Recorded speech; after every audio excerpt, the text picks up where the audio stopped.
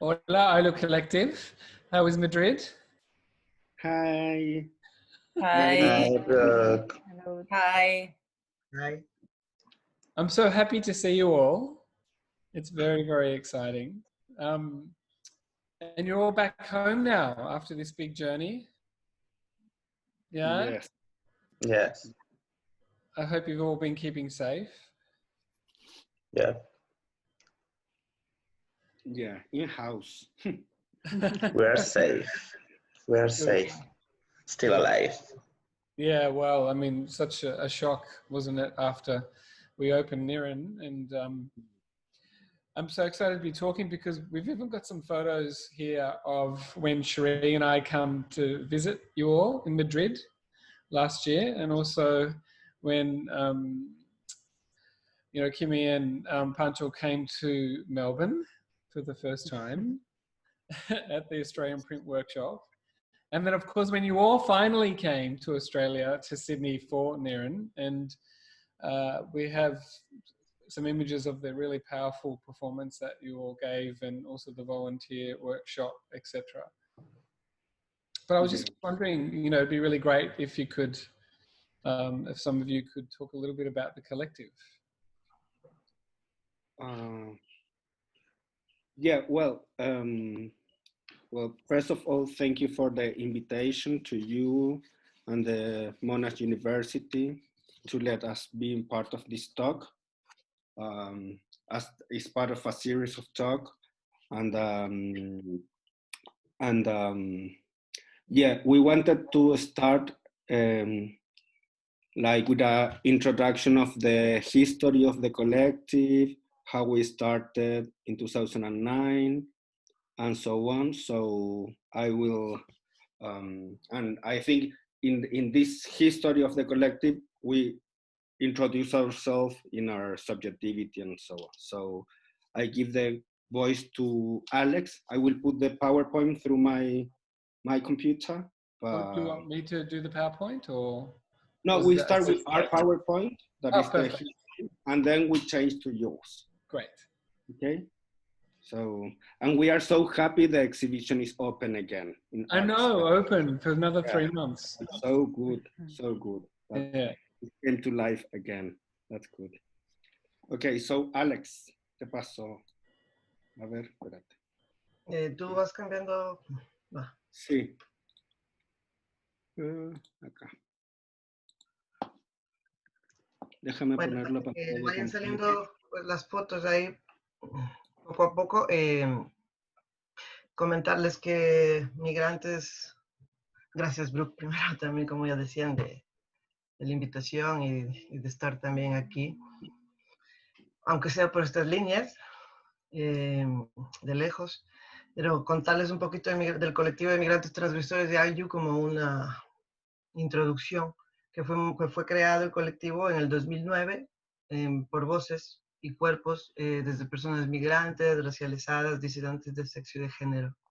¿Sí? Y la importancia de crear esto fue porque se miró que no habían espacios de personas migrantes y disidentes sexuales, solo habían espacios de personas blancas, de personas LGBT blancas, y claro, faltaba la voz y la acción dentro de estos espacios y sacar,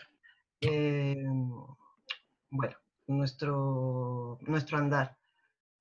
Hablar sobre nuestros cuerpos desde nuestros cuerpos. ¿Sí? Así que se dio la necesidad de generar un espacio de las agendas ONGistas y alternativas blancas. Es ahí que se pone el nombre de migrantes transgresores porque prácticamente transgredimos la heteronorma y la blanquitud. Y para nosotros lo importante era hacerlo desde dentro como activistas y artistas. El año anterior cumplimos 10 años y justamente se publicó un libro que se trató de hacer lo mejor posible de colocar muchas actividades, acciones, encuentros que hemos hecho desde las resistencias, que se llama No son 50, sino 500 años de resistencia. Sí, espero que lo encuentre, que dejamos por allá por Sydney también algunos. IU es, como conocen, IU es una vertiente del colectivo, que ya como tenemos 10 años, también es una vertiente del colectivo de la parte artística, más de investigación artística, que va por el arte, y que significa palabra en quechua, es una palabra alternativa que significa familia, familia alternativa, comunidad, y que eso es lo que somos. Para nosotros la importancia justamente es esto de generar un espacio en donde encontrarnos y además de crecer, compartir saberes mutuos de cada uno de nuestros territorios, de las excolonias, de compartir, ir creciendo juntos. Y para nosotros la importancia ha sido, se ha radicado ahí y se ha generado mucha resistencia. Nuestras acciones han ido enmarcadas, como ven en esta foto, desde el 2009, en la manifestación del orgullo crítico. Con Fronteras No hay Orgullo, que íbamos en contra la ley de extranjería. Sí, estábamos dentro de la plataforma justamente del orgullo crítico desde el 2009. Y fue como muy importante porque estábamos ya planteando nuestra voz y nuestros cuerpos ahí, y sí, en primera plana, por decirlo así, y tratando de generar procesos. Y la segunda, ¿cómo lo paso, Pancho? Ya, ahí. Vale. La segunda, igual que es de la otra manifestación del siguiente año, por una lucha transfronteriza, igualmente dentro del orgullo crítico, con voces trans, migrantes y precarias. Y para nosotros es como básico y básico poner y estar ahí al frente y sumando fuerzas alternativas dentro de muchos espacios que, así sean alternativas, eran espacios blancos, ¿sí? Y la necesidad de poner el cuerpo para ir generando un cambio por el racismo estructural y por las mismas, las puertas cerradas que encontrábamos dentro de muchos espacios. Déjame ver si se me ve. Fuimos participando, se me fue la pantalla. ¿Sigue la siguiente?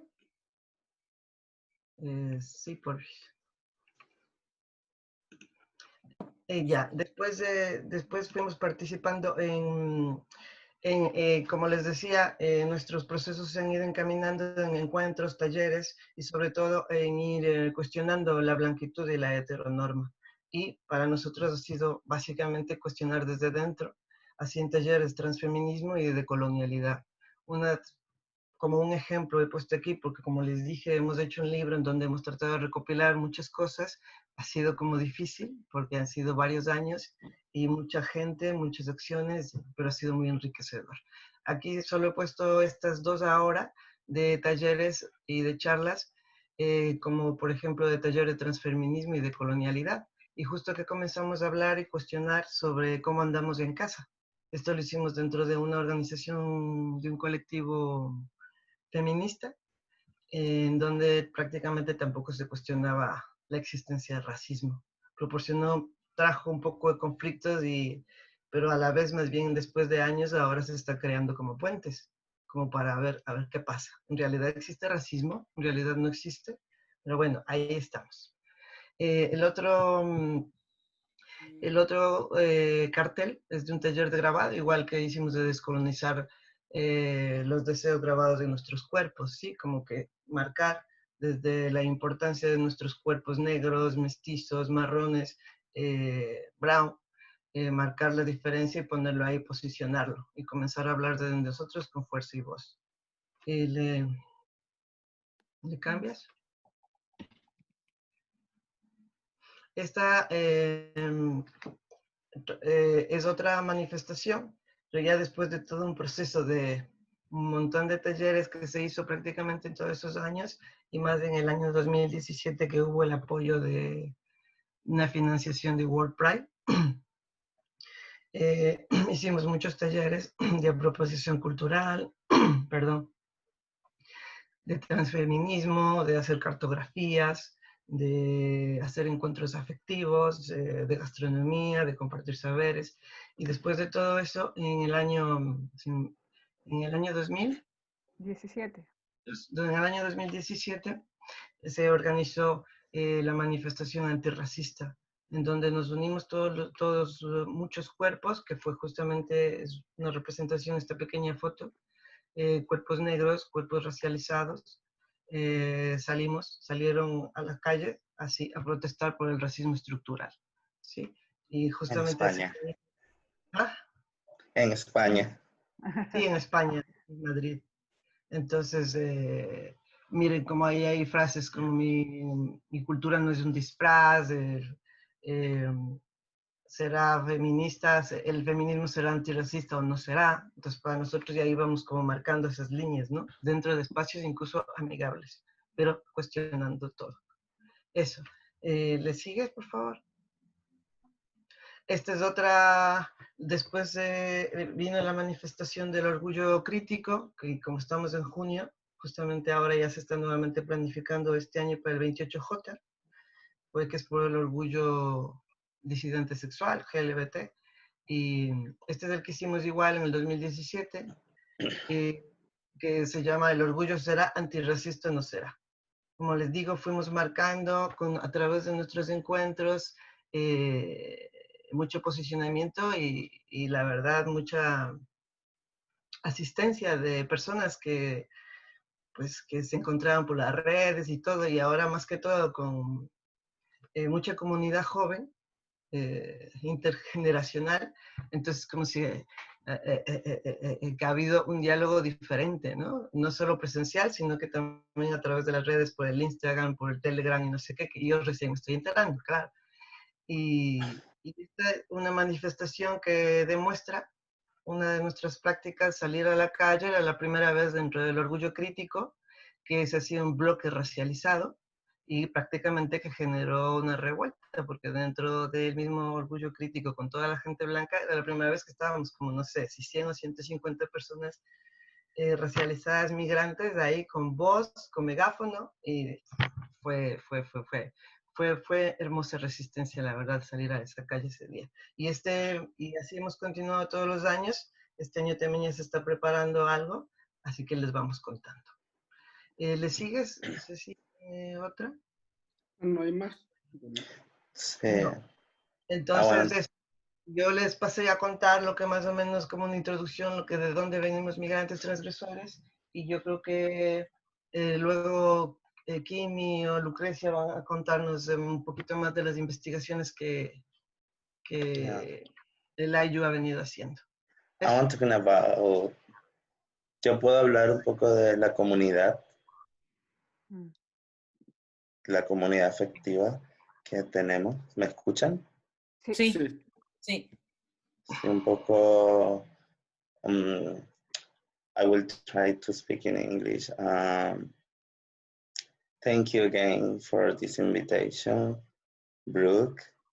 It's so early, my brain is wake up slowly, but I am fine. I am happy to see you again. My name is Vicky. I am Afro-Caribbean artist. I'm part of IU Collective. The IU is a affective and political community. We are a cosmic family that generate no mixed space for migrants and queer POC. And this space are for healing, for sharing knowledge, protecting ourselves from attack by the Spanish white supremacy. And then it's important for us not mix as space because the racism has wounds in our body. We must heal. This space is not something new. We reactivate ancestral community, ancestral techniques for self-preservation of Black and Indigenous life, like quilombos or cumbes or palenque. They are technologies that our ancestors used to protect their life and to guarantee the existence of Black and Indigenous life in the future. and then we are the future. Um, it's a way of finding the possibility of the life to live in Spain. I like to say pain because we have a painful in our body. In this space, affected space, we make a good vibe. We make a black love or indigenous love. We're feeling flawless. We're feeling powerful too to reaffirm our bodies, our beauty, because we think that the love is political and we love and protect queer people and migrant people. We love and protect Black people and Indigenous people because our vital energy is to preserve, record our ancestry, and fight against the Spanish white supremacy. In this space, we critical colonialism in Spain, the white ignorance in Spain, or the contemporary racist police that are the same colonial police but reloaded. We use the poetry and performance and drawing and collective action with a body, with a dance, with a movement in the street. And this is a kind of war to exist in this country.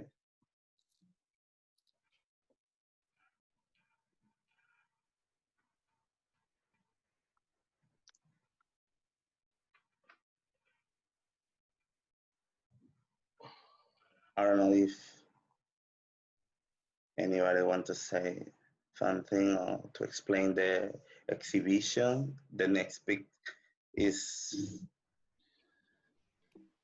Sure, thanks for that. la siguiente foto, la siguiente fue exacta.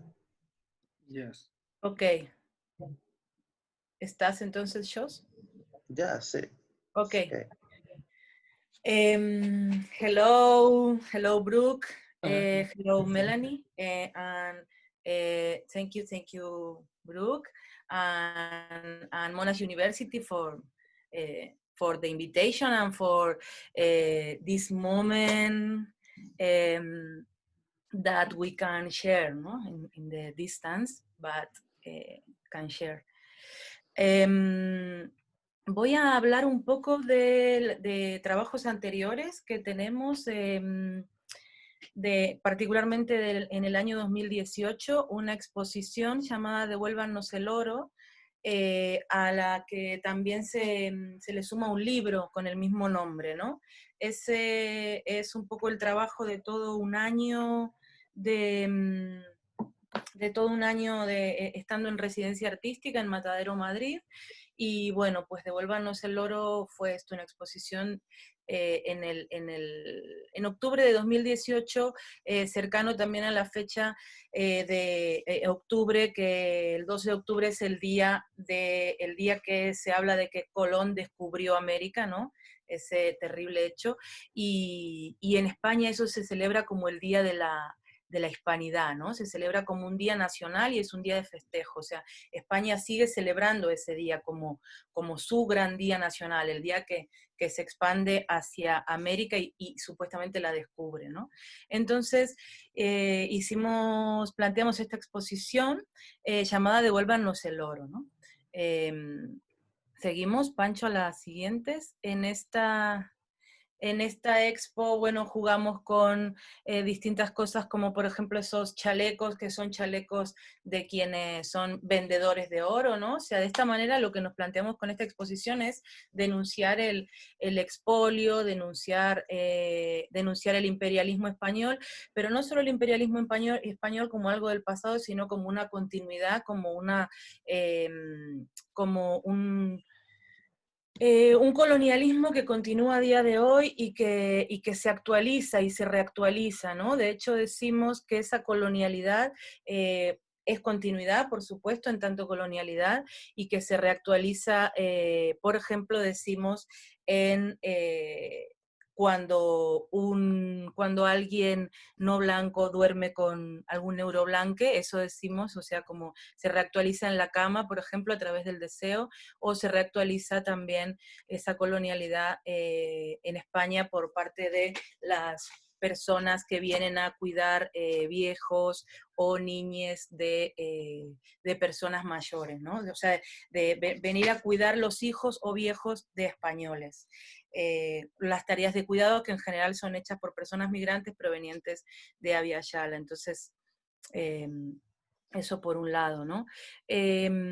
Luego pasemos a alguna otra para ir más rápido. Si hay algo que quisieran decir o que quisieras decir, Pancho.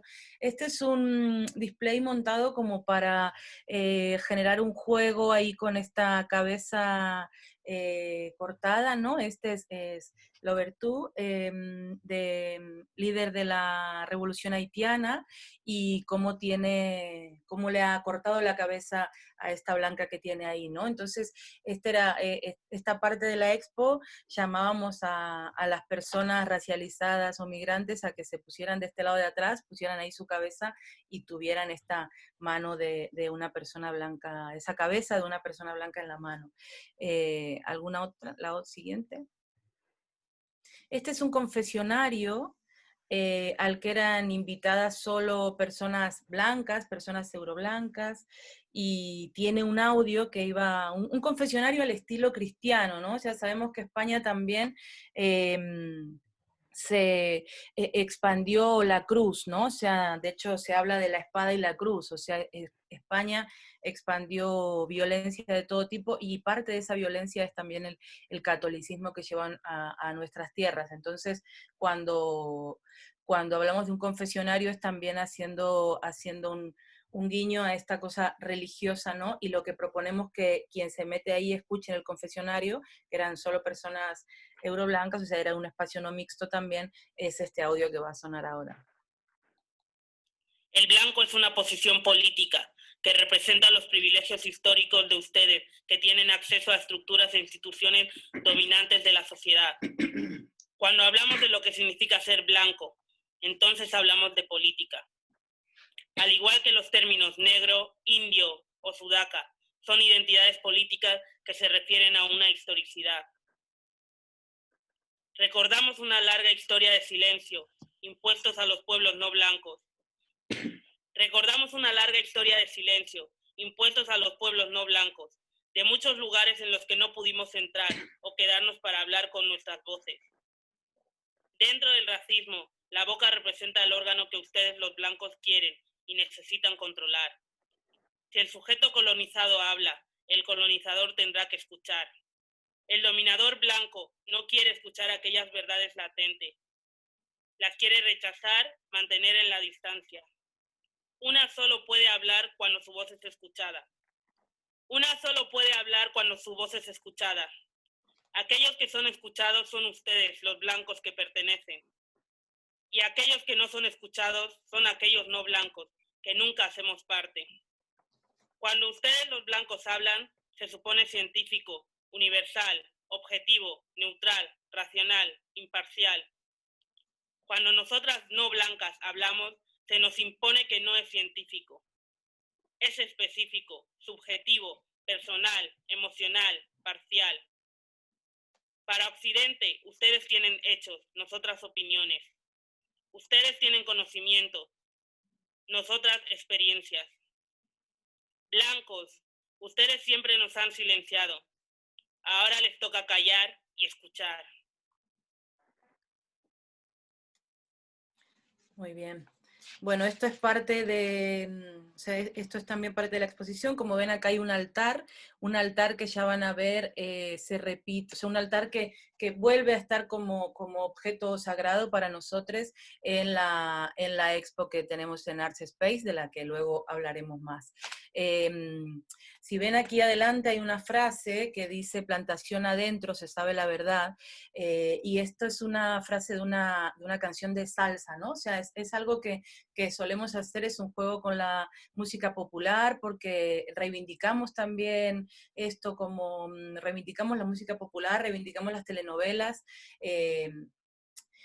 como cosas desde las que aprendemos, ¿no? O sea, que hay conocimiento ahí, ¿no? Reivindicamos estos como lugares de conocimiento. Entonces, aquí una frase de salsa, luego van a ver en la siguiente, en la otra expo de la que lo haremos luego, hay una frase de reggaetón, ¿no? De hecho, es lo que le da título a la exposición, que en español es no nos culpen de lo que pase, de lo que pasó, aquí llegaron los perros salvajes, ¿no? Este es el reggaetón de Daddy Yankee. Aquí esta es una salsa tradicional, bailada, ¿no? Que nos gusta bailar también, y de eso es de las cosas que también hablamos. ¿Hay alguna otra, Pancho, para ir más rápido? Bien, no fue un descubrimiento, fue una masacre, como les decía, esto además se hace en el mes de octubre, esta exposición, denunciando ese descubrimiento de América, que esto es un hilo que conduce absolutamente todo nuestro trabajo, esa denuncia a España y a su conquista. O sea, siempre hablamos de 1492 como una fecha importantísima para nosotros, para señalar, y para señalar también como un cambio en las coordenadas del mundo, como una reestructuración del mundo, un comienzo de la expansión colonial y el orden colonial que se instaura después, ¿no? Y bueno, pues aquí hay también aquí está Jota Mombasa, que es con quien hicimos también una pieza de performance, que esto si ustedes entran a nuestro canal de YouTube, pueden ahí encontrarse todas las performances. El canal se llama Acciones Anticoloniales, luego podemos igual dejar el link abajo. Pasamos a otra. Bueno, aquí está Alex. Esto fue replicado en la expo que está en Arts Space, en Nirín, que fue parte de la obra que presentamos en la Bienal, Nirín, y de esto podremos hablar luego. Incluso aquí está Alex, que es protagonista de esta pieza. Y bueno, esta es otra de las piezas de performance que pueden ver en el YouTube, así que no quiero detenerme mucho en eso, así puedo pasar al libro. Bien. No, ¿le diste un actualizar o algo a las fotos del libro? No, ¿no? No está. No está. Bueno, pues voy a compartir pantalla entonces, así ustedes ven. O igual, o tal vez puedo, como tengo el libro aquí, tal vez puedo mostrárselos así. Pero ahí está, Sí. Este es el libro que se llama Devuélvanos el oro, que salió, ahí está, perfecto. Se ha reactualizado entonces. Este es el libro que salió a la par que la exposición, ¿no? Se llama Devuélvanos el oro, como visiones perversas y acciones anticoloniales, y es un libro colectivo donde planteamos todo un año de trabajo también, y en este caso lo integran muchísimas voces de personas, en todos los casos migrantes, racializadas, y en la enorme mayoría de los casos personas disidentes sexuales también, ¿no? Para nosotros esta es la intersección de nuestro trabajo fundamental, que es una crítica a la blanquitud desde la disidencia sexual y pensando también la heterosexualidad como parte del proyecto colonial, ¿no? Entonces, bueno, pues aquí ven la tapa de este libro, donde encuentran ahí una serie de voces fantásticas, hay muchas piezas poéticas, hay textos de ensayo, hay parte de lo que son las performances, o sea, es bien híbrido como libro, ¿no? Donde salen distintos registros, distintos formatos, hay desde registros académicos hasta registro poético, hasta fotoperformance y demás. Una sola cosita que quería decir de este libro que me parece bien interesante, o sea, una última cosita que quería decir, que esperemos que esté en inglés prontamente y podamos compartírselos, es que fíjense que hay una licencia Creative Commons, que esto fue fue diseñado, fue creado por el colectivo Ayu anteriormente, en el año anterior, en el 2017, cuando salió otro libro que se llama No existe sexo sin racialización. Para ese momento se creó esta licencia Creative Commons, creamos esta licencia Creative Commons que vuelve a replicarse aquí y está presente en todos los libros que salen del colectivo, que fíjense que tiene digamos, el holograma negro, o sea, que está como enteramente de negro, como el OK, y el que está en blanco está tachado, ¿no? Entonces dice, no se permite un uso comercial de la obra original ni la generación de obras derivadas por parte de personas euroblancas colono-descendientes. Y ahí está todo un posicionamiento que es el decir, bueno, estos materiales que producimos pueden ser difundidos, pueden ser sí, difundidos, intervenidos por personas que sean parte de nuestra comunidad, pero romper con el extractivismo que es totalmente parte de lo que nos enfrentamos constantemente por estas tierras, ¿no? Y sabemos que por otras también. Para cerrar, leo una última partecita de la introducción de este libro, Devuélvanos el oro. Al gritar devuélvanos el oro, queremos la recuperación de lo arrancado, la presencia de lo no existente, de lo que intentaron borrar, de las vidas fugitivas, los cuerpos desterrados, los penachos, eleques, dioses secuestrados, las ánimas perdidas, los frutos prohibidos, los manatíes y aves enjauladas, la sangre derramada, los cantos silenciados, el oro, la plata, los diamantes, la caña de azúcar, la papa, los vicios, las idolatrías extirpadas. Devuélvanos el oro, es entonces recordarle al blanco que le conocimos a partir del rapto, el saqueo, la violación, y que esta violencia se reactiva cada día. No hay perdón ni olvido. La reparación que exigimos no es moneda de intercambio. Gracias.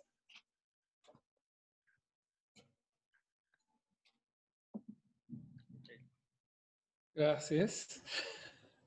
Fantastic.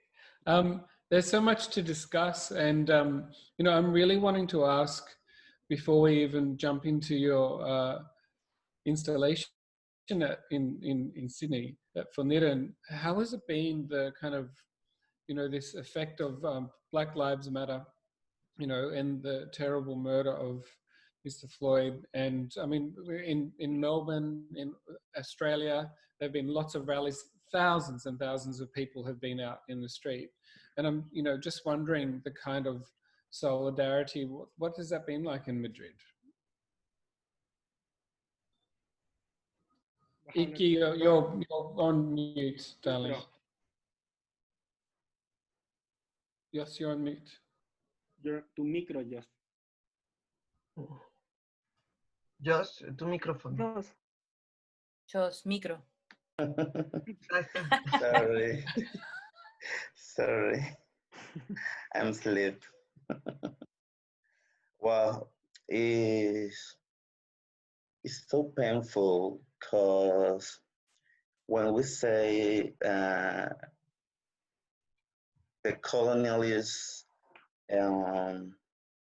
make a renove again and again, are painful, born again, because the colonialism is killing us every day. It's not nothing new. It's a necropolitic against Black body, indigenous body. The last Sunday in Madrid, Spain, was a big manifestation with a big Black and brown community and migrant community. And was amazing, but was so painful too, because we can't forget all Black body. We can't forget indigenous body that doesn't exist, but exists in the same time. we work with against the white supremacy. It's not for a job.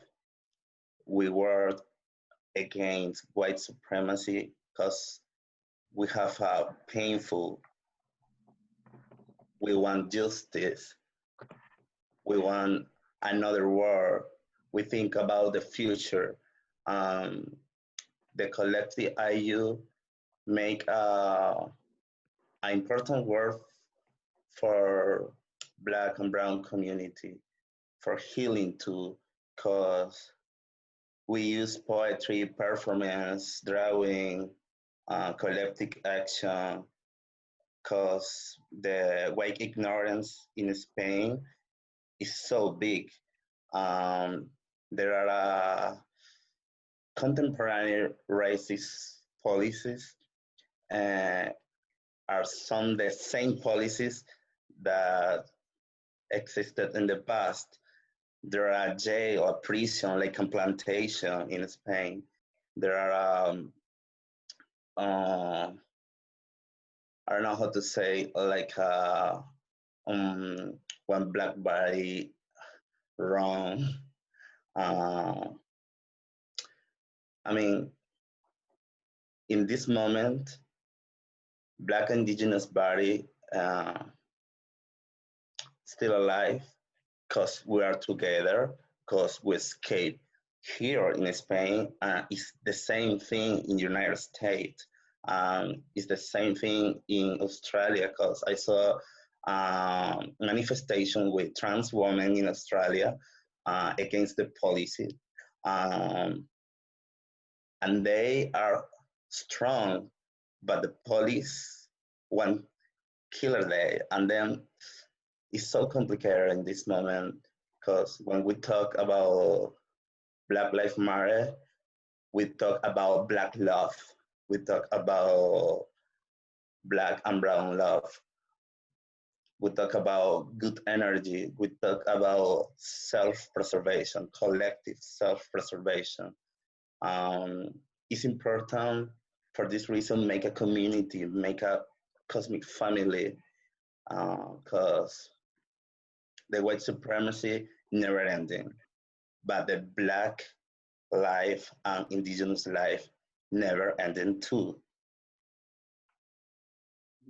I agree with I just wanted to add that something that I personally found very important too is to consider how there is a geopolitics of pain. George Floyd is recognized because he was murdered in the United States. 2 days ago, Daniel Jimenez, a Roma person in Spain, was killed and nobody remembers him. Alejandro Tuerquel, an indigenous leader from Mapuche community, was murdered 5 days ago and nobody remembers him. So there is the 4,000 Black people who die in the Mediterranean every year. They are all NNN, known name. Yeah. They have no name because they are Africans and they are coming to Europe. So also, there is important to consider that, of course, George Floyd life matter. It's important.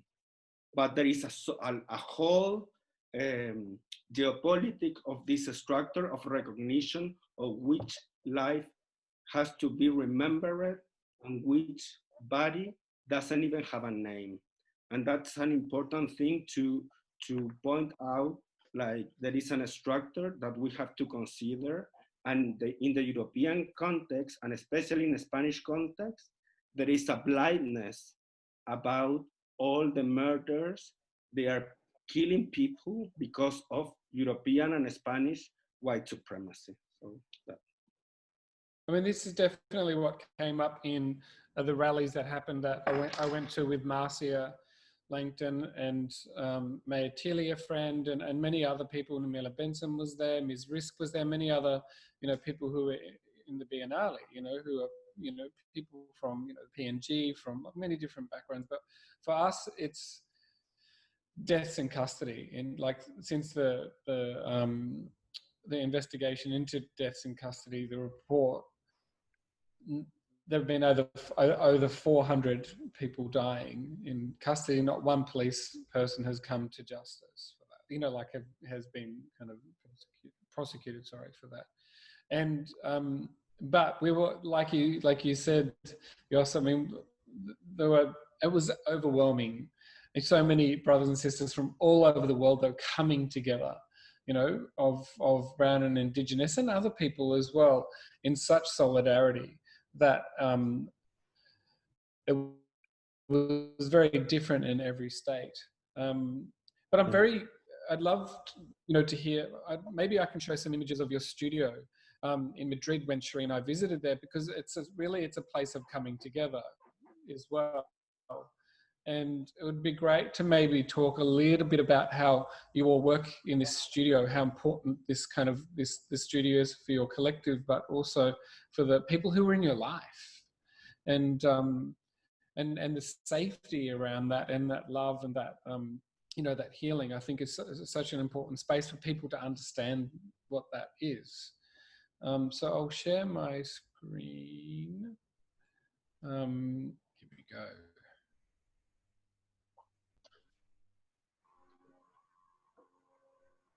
Okay.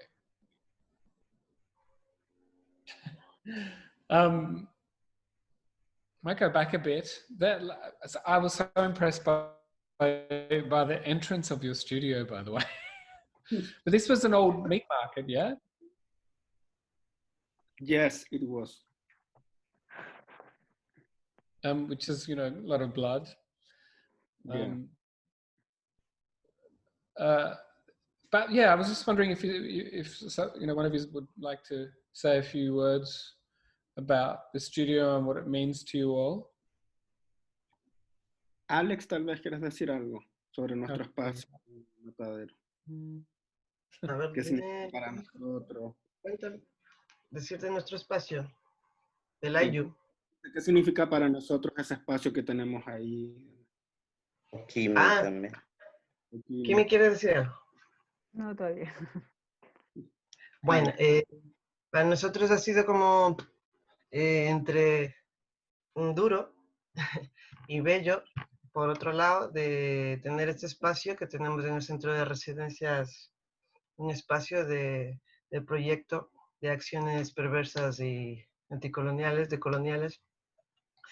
Y ya estamos ahí más de 2 años, casi 3.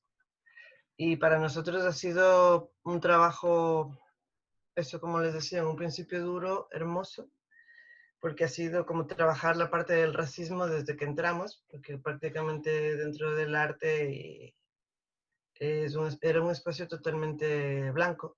Entonces hubieron algunas cosillas que había que tratarlas, hablarlas, o solo accionar, como poner algo en el baño que no identifique hombre y mujer, sino que sea abierto para todos. Pero específicamente nosotros estamos ubicados en una esquina del espacio del centro de residencia, que justo nos pillamos, y para nosotros es un espacio de encuentro, es un espacio en donde nos encontramos para los talleres, en donde nos encontramos para hablar de las acciones, en donde, como ven ahí, hay colgadas muchas de gráficas, pancartas y todo, de todo lo que hemos venido haciendo. Y es un espacio en donde circula la gente. Es el centro de residencias, la verdad, para nosotros Espacio Ayu, formado ahí, ha sido un espacio en donde la gente viene y se encuentra para conversar, para compartir sus saberes, para hablar de la familia, incluso para, no sé, para, además de crear arte, pero crear comunidad. Cuidarnos efectivamente, charlar y eso. Entonces, pues, el espacio del Ayu es para diferentes cosas. Y para nosotros, como decía yo antes, como que es un espacio afectivo y de creación, pero más que todo de encuentro y de abrigo. Eso. I just wanted to add that for me, it's also, Alex said that it's constructing a community, but it's a community of pain. It's a community that we share and we are together because of this pain that we charge. Like, it's something that not only us, like it's historical from our ancestors, that pain, and that had been very complicated in the artistic context, because in the artistic context, people expect us only to be the five of us, creating independently, etc. And we understand the production of art as a production of living. So we cannot separate, and that means that in our space, we are not just the five of us working, but we are sharing and talking and eating and sleeping together with many, many people that pass by. And that is something that had been a huge tension with the institution and with the white artists that also use that space. So it is Right. important for us to recognize this kind of community that is an uncomfortable community for the institution. Mm. Mm. Yeah. And I can see that like there's like some of like the many kind of like here a lot of the posters and also the different, you know, events that years are, you know, gathering together and making happen not only amongst yourselves but amongst friends and family. And this here, like this object, there are objects here that we can see a bit later on in your installation, which you did for Niran as well. But I'd love to kind of quickly jump forward. We've only got a few pictures of when Kimi and Pancho were at the Australian Print Workshop, who, you know, sponsored your first visit to create the print elements. And I'm wondering, Kimi, if you would like to say a few things about your experience and working with these materials in Melbourne. Kimi. No entendí. Que dice Brooke que si puedes contar un poco de cómo fue tu experiencia de esa residencia que hicimos en Melbourne. Ok, bueno, buenas días o tardes con todos. Y bueno, como recién intervengo, gracias Ruth por la presentación, por el trabajo que estás realizando. Bueno, paso a contar un poco. Fue una experiencia muy bonita, maravillosa en términos de que, comenzando también por la técnica de trabajo, una técnica que ha sido nueva, que ha sido importante y sobre todo una base también de un material que como colectivo veníamos trabajando ya desde año y medio más o menos, sobre todo el tema de la revisión de las crónicas y ver de alguna manera esa simbología, esa manera representativa y artística de la política que llevamos, fue importante en la medida de que nos permitió como recrear varios elementos grabados que nos permitieron como reconstruir parte de ese dolor histórico que hemos venido señalando o que han señalado mis compañeros antes. Parte de ese dolor histórico, pero también cómo nosotros a través del grabado y de la litografía tuvimos como la posibilidad de resignificar lo que ha sido la colonialidad y la conquista en el marco de América Latina, la conquista española específicamente. Entonces, fue de alguna manera como a través de esta técnica hacer un cruce o un diálogo entre el pasado y el presente, y en ese sentido reconstruimos varios de nuestros dolores, reconstruimos también varias de nuestras culturas ancestrales por un lado, pero también la potencialidad de trabajar nuevas cosmovisiones que han sido ocultadas por el sistema colonial moderno que todavía impera. Entonces, la riqueza de ese espacio, de esa residencia, fue precisamente hacer todo un trabajo simbólico, artístico, crítico, académico y también activista. Porque dentro de esta experiencia lo que queríamos plasmar precisamente era no solamente un trabajo artístico como tal dentro de lo que significaría la Bienal en Sydney, sino que también como mostrar esas resistencias políticas, esas resistencias corporales, esas resistencias espirituales también. Entonces, de alguna manera fuimos como convocados como a remirar en el espacio de esa residencia todo este pasado y todo este presente, ¿no? Entonces, para mí significó, ese es como el valor fundamental y la posibilidad también de crear como vemos ahí, con simbologías, con pequeñas simbologías, con parte de esas crónicas que también como Wampoma y Ayala en su momento las trabajaron. Nosotros recreamos también esa memoria histórica propia nuestra a través de estos grabados y de estas crónicas. Entonces,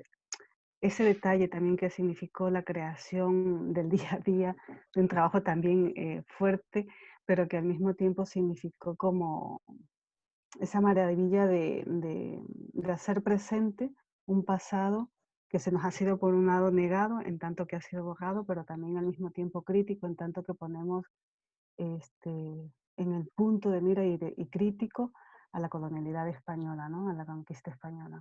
Para mí esa fue como la riqueza máxima dentro del proceso. Y también mirar que Ayu tiene este proceso, mirar que hay inmigrantes transgresores vienen trabajando o trabajan sobre precisamente poner en valor toda esta crítica que ha sido ocultada por el propio sistema colonial, ¿no? Creo que eso, no más. Because the work, it's a very intensive kind of work, because the way in which you all work together, and I know that even this time in Sydney, like you were cutting out things here, and then if we fast forward to the workshop that you had in Art Space, you all came. There you are, but you also work quite intensely with volunteers. And I was just wondering, if maybe one of you could say something about the importance of working with volunteers, because everything was very labor intensive, this work. Yeah, 70 volunteers, no? Yes, 70. Lucrecia, Yeah. could you talk about this a little bit? About the... Sobre voluntarios, sí. Bueno, fue realmente... fue muy, muy, muy importante esta colaboración, o sea, hacer este enorme trabajo, porque era realmente un volumen de trabajo muy enorme, y eso pudo hacerse también gracias a esta serie de, o sea, esta cantidad de voluntarias que pasaron a ayudarnos, que aquí solo hay unas muy poquitas, pero fueron más de 70 personas a lo largo de los 7, 8 días, creo que fue intenso, de trabajo intenso, donde estuvimos trabajando para terminar de montar la exposición. La instalación que está en Arts Space, y para nosotros fue bien importante esto, porque es parte de nuestra manera de trabajar, ¿no? Que siempre es entre mucha gente, siempre es colectiva, siempre es comunal, y también fue muy interesante las interacciones que se daban, porque eran en general personas no blancas las que se acercaron a colaborar, las que vinieron como voluntarias, así que hermoso. Y de hecho nos llevamos amistades con varias de estas personas. Fue como fue como montar un ayu, como volver a hacer un ayu, que es esta idea de una familia extendida, que es un espacio donde se cruzan espiritualidades, donde se cruzan cuerpos que no solo son tangibles, volver a hacer un ayu, pero en Arts Space en este caso, ¿no? Así que fue muy, muy hermoso esa posibilidad de hacer comunidad ahí también.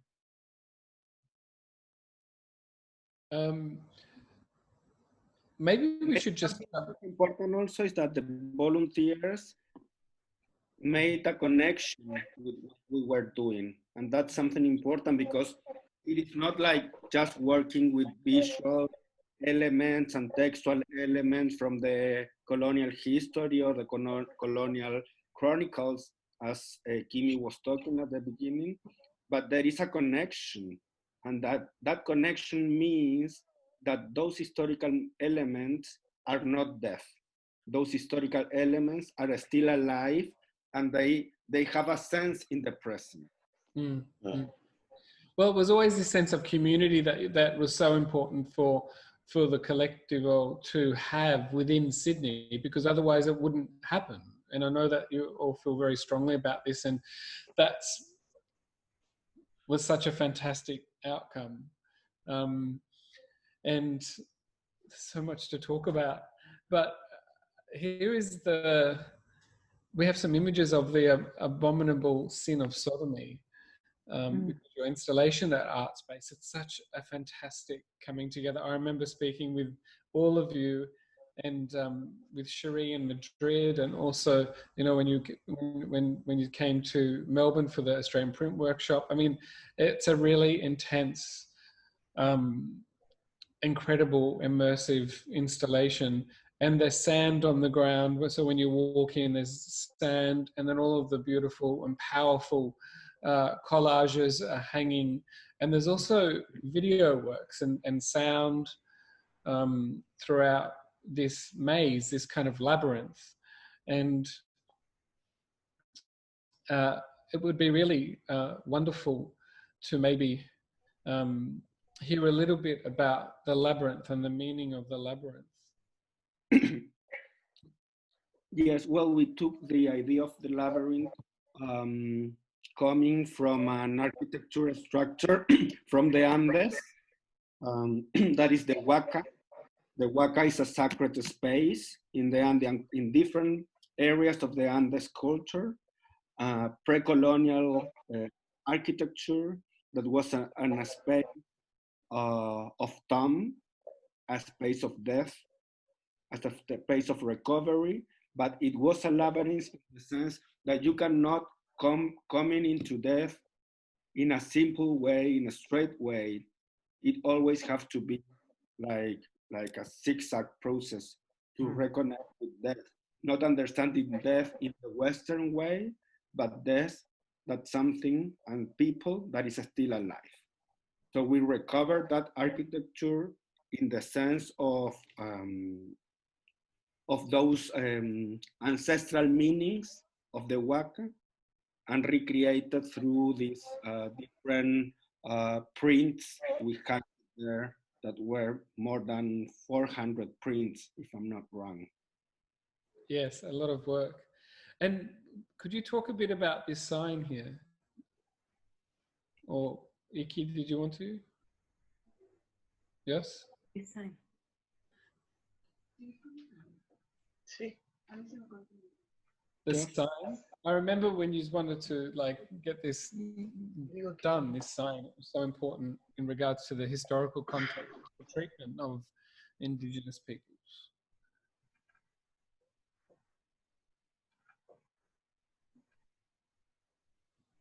Just tu micro. Yes. Can you repeat again, please? Well, we're just talking. I'm asleep again. We were just talking about the signage, because there was a lot of conversation about how this would be written up, and it's such a powerful, you know, piece of text that's up there on the wall. Yeah, I think so. It's important to us, healing. We make this exhibition or another exhibition. It's important think about how to heal, because the colonial wound is alive. And then when we create this space on this image, we're thinking about the healing. We're thinking about the past, but we think about the present too. I think so. When we make any collage or drawing or performance, we remember the past with painful, but we're healing too in the same time. It's a process to travel to past, travel to present, and healing in the same time.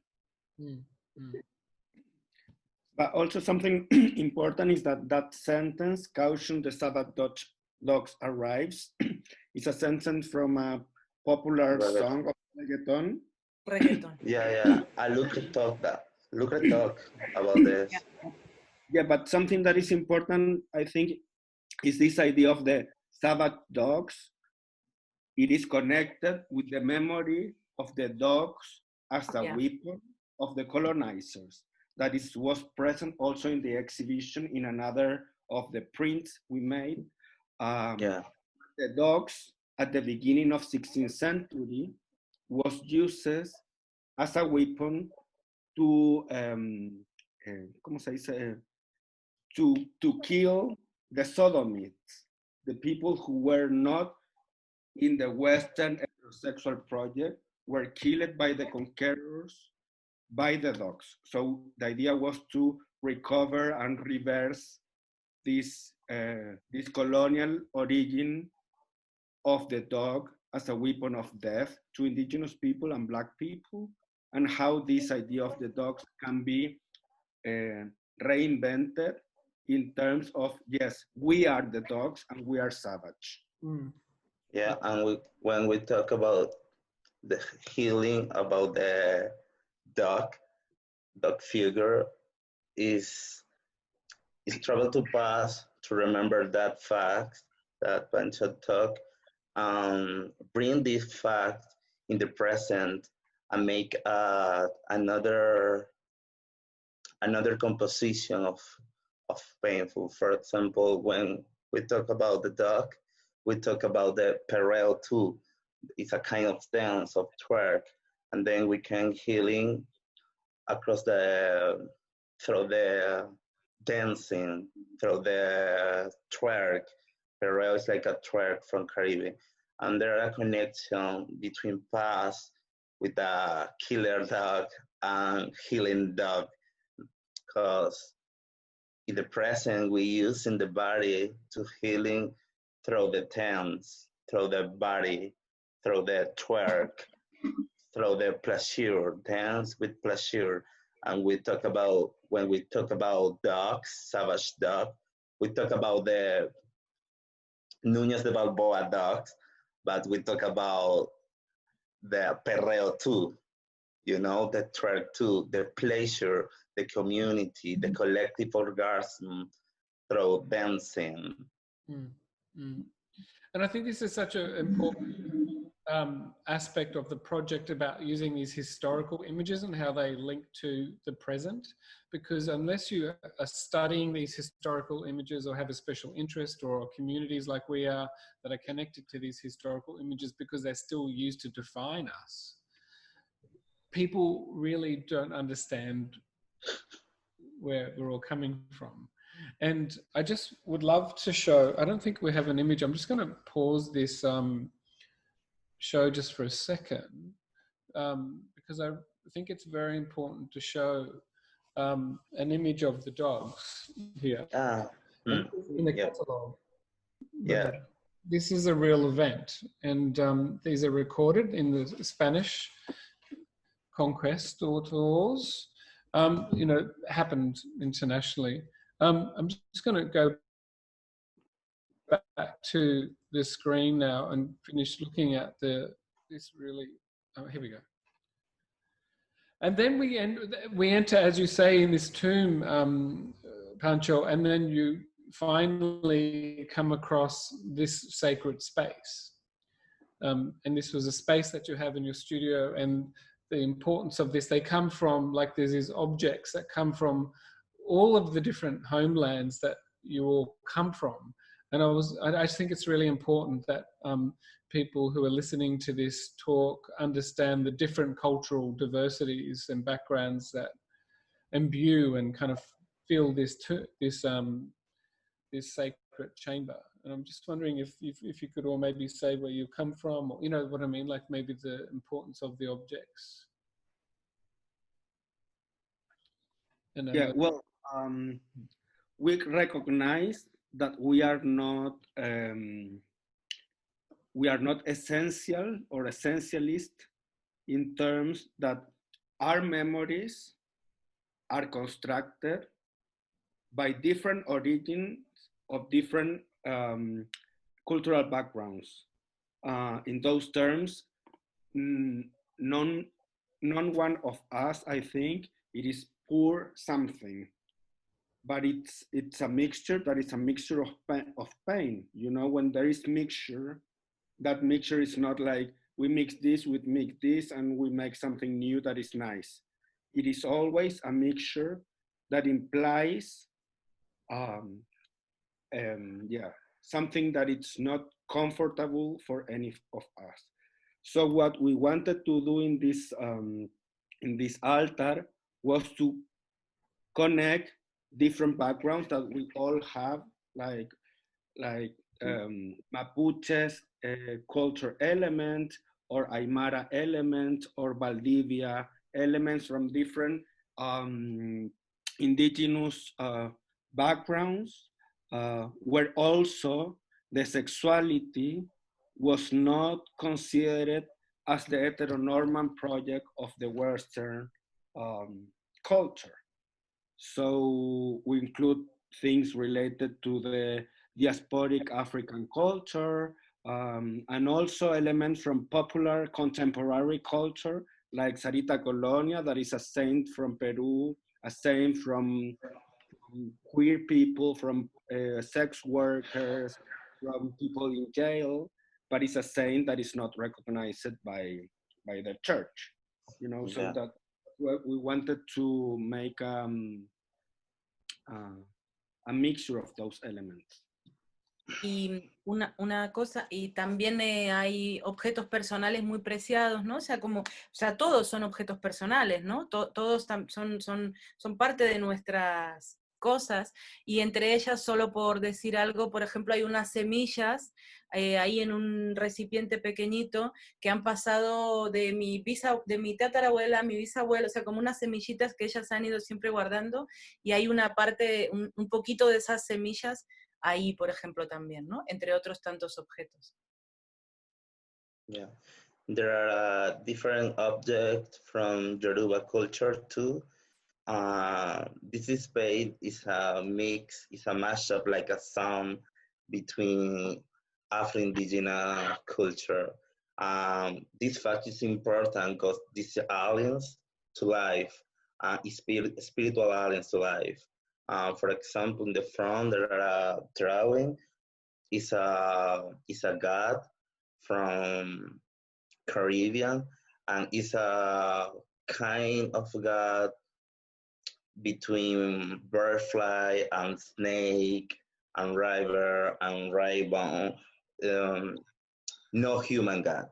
And this is important because our culture use another representation, another kind of body without anthropomorphic body. I don't know if it's correct, but it's important for us because the spirituality is without human figure.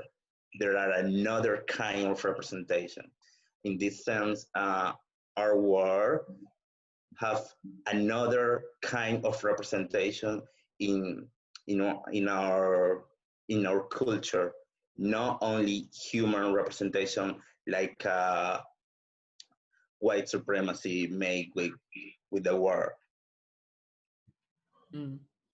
I think this is so important to express this, because it is making very clear that your lives and the history of the peoples that you're talking about in your own people are not the heteronormative Christian lifestyle. You know, these are queer identities, these are, you know, religiously diverse, spiritually diverse identities. And as you said, Pancho, you know, about also acknowledging the kind of the deities who are not necessarily being acknowledged as well. And as you're saying, you know, they come from these Caribbean cultures too. So again, this is looking at the geopolitics, isn't it? Or the geo movement of people going from place to place. And I think it's such a beautiful thing to come across at the end of your journey in your installation, which is really surrounded by so much pain as well along that journey of bodies being ripped apart, by dogs or by, you know, or being eaten, or, you know, this kind of idea of cannibalism. But then we have a performance, which was so incredibly powerful. I was crying, and other people were I'm just remembering what, you know, Jos, when you came up and whispered in my ear. And I was just wondering if you could, we have a few slides here. And really it was very interesting the way in which that some of the objects that, like, you were even wearing are in the kind of installation. But yeah, could you maybe, you know, also you talk about gold a lot, and of course when the Spanish were in, you know, the Americas, that, and all the gold that they stole, which also references the works that you made, the collages.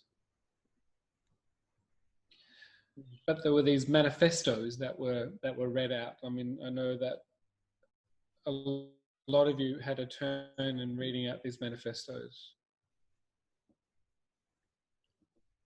Yeah, well, maybe one thing to comment at the beginning is that we were using some of the elements that were in the altar, like the mask, like the Diablo Uma mask that Alex was using, or the other devils Lucre and I were using. And that connect very much for us with the idea that we have faith.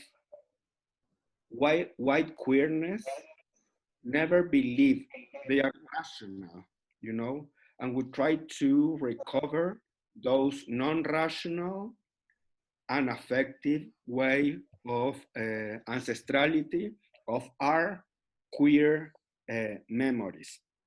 So first of all, we used those elements. That's something important, to take things from outside of the exhibition, considering that the exhibition is not this sacred space like a church where you cannot touch anything. The idea for us is that it's an ambient where you stay and you can touch, of course, and smell. So that was one of the elements. The other element I wanted to mention is that we entered there dancing. That's something important for us, that we use our bodies and we move our bodies because we are still alive, and that's something important to recognize. And then we made this statement in relation to different kind of politics of reparation, how to consider it goal, as Lucre read part of our book. When we talk about politics of reparation, we talk about money, we talk about gold, we talk about silver, about diamonds, but we mainly talk about our life. And when we mean our life, it is to be alive, but at the same time, to not be eraser our memories that are not connected to this progressive, modern project of Europe and so on. It is a different kind of memory that was trying to be erased by the Western project.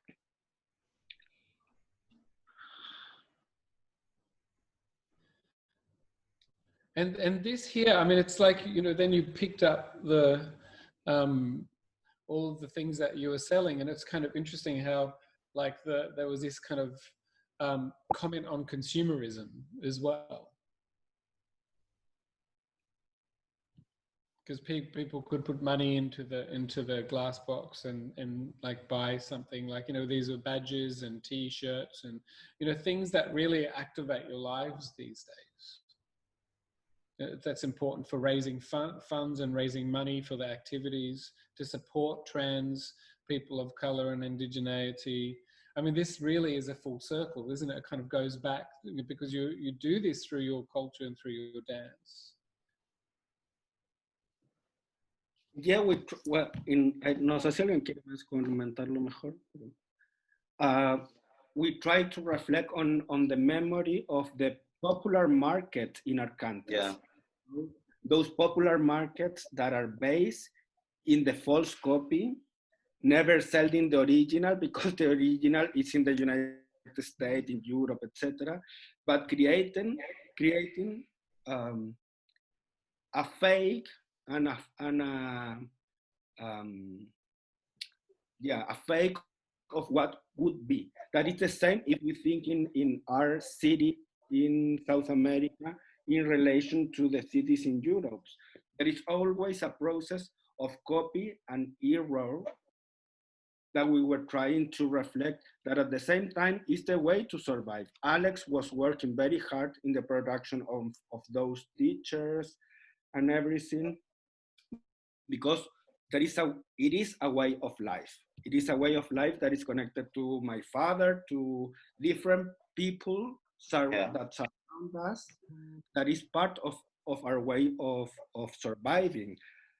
And this is a way, of course, we were selling for a broad audience, of an artistic audience that is mainly in Australia and in Spain and in Chile and everywhere is mainly white. So that's why we make this separation between what we say to all of them, this idea of the market and the selling, and what was whispered. And we whisper only to people of color. And that's a decision, what to say loud and what to whisper to specific people, you know, to make the difference, because there are some things that white people should not hear. And this is what's really interesting about this process, because it also made some people uncomfortable, because I know that some people came up to you and said, why didn't you whisper in my ear? Yeah, because this is white fragility. Every time white people want to know all, every time white people want our body, want our secret. And in this performance, we share the secret only with people of color. The secret to escape, the secret to life. And this is important because we make connection only with PLC to think about the future, to think about the escape, to escape. And solidarity. I mean, this is really together. Solidarity, sovereignty, healing. Yes, and we're often used to doing it in secret. Solo quería añadir la frase esta, la que pusimos ahí y que se me vino cuando había esta copia, ¿no? Que Pancho explicaba y yo también, que en sí es una forma también de representar a través de un performance que en muchos países como Latinoamérica, en África, pues vivimos prácticamente del mercado informal, ¿no? Y una frase que habíamos puesto es que no era un performance también, que no era un performance, sino una forma de sobrevivir. Y queríamos representarle en ese momento. I think we're coming to an end nearly to our conversation. I send you so much love. I miss you guys. I miss you. We want to see you again. Well, hopefully, yes.